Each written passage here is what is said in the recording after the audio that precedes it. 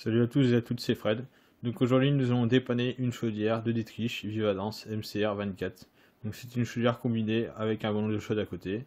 Et on va voir dans cette vidéo les conséquences du fait qu'on ne met pas de filtre anti-bout et qu'on ne nettoie pas l'installation quand on installe une chaudière neuve. Donc dans ce cas-là, la chaudière, elle surchauffe. Bon voilà, donc je suis de retour. Donc le câble là, c'est le câble où c'est la sonde de surchauffe et la sonde des fumées. Donc la sonde de surchauffe elle fonctionne, mais par contre la sonde de fumée qui est là, c'est un fusil thermique, il a sauté. Donc moi qu'est-ce que j'ai fait? J'ai chantelé le connecteur et la chaudière elle fait son cycle de test. Donc maintenant il va falloir savoir pourquoi ça a cramé. Donc quand je l'ai démarré, elle affichait le code E13. Donc E13, après un rapide tour dans le manuel, c'est la sonde de la STB qui s'est ouverte. Donc la STB sur ces chaudières là, c'est un fusible thermique. Et dès que les fumées dépassent les 125 degrés ou 120 degrés, ça dépend le fusible quoi, il saute et on peut changer. Donc la chaudière elle surchauffe. Si je remets le gaz,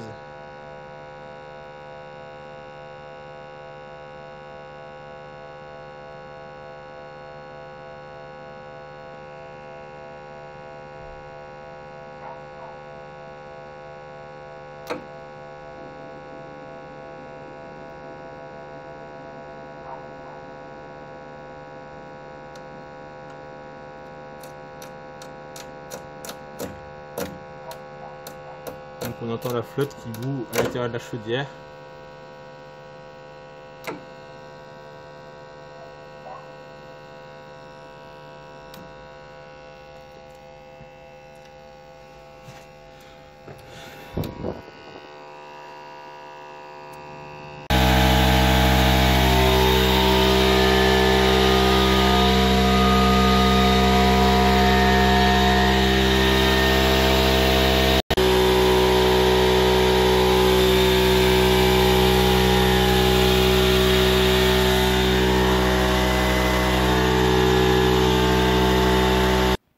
Donc là, l'installation, la chaudière a mal été montée, donc il n'y a pas eu de filtre anti-bout, il n'y a pas eu de rinçage, il n'y a pas eu de...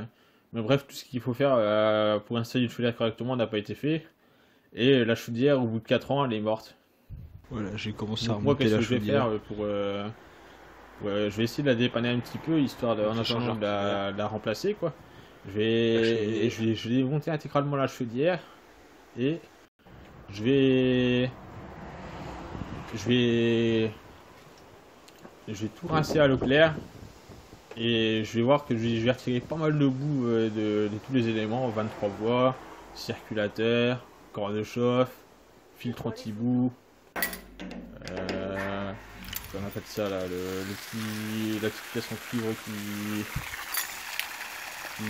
le bypass, voilà. Et donc tout ça sera blindé de boue, blindé de merde. Et donc je vais tout nettoyer, j'ai remonté la chaudière et on va voir que la chaudière elle surchauffe encore un petit peu. La chaudière, elle est réparée, enfin pas tout à fait réparée parce que elle fait encore du bruit, donc l'eau elle bout à l'intérieur. Mais bon, j'ai réussi à désembrouiller le corps de chauffe un petit peu, mais c'est pas encore ça. Donc là elle chauffe l'eau chaude sanitaire et on voit que les températures de fumée elles sont quand même assez élevées. Pourtant le brûleur il tourne à petite puissance. Donc la sonde qui est au-dessus, elle a cramé. Qui dit sonde cramée, dit corps de chauffe à remplacer. Le vase d'expansion aussi, il a pris un sacré coup. Avec voilà, il s'est pris un coup dans la gueule le vase d'expansion.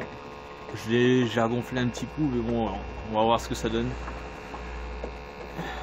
Et après, là ici, ça... pour l'instant c'est temporaire, mais bon, au moins cette personne elle aura de la flotte chaude parce que ça fait 2 mois qu'elle a plus d'eau chaude. Merci d'avoir regardé la vidéo, à bientôt.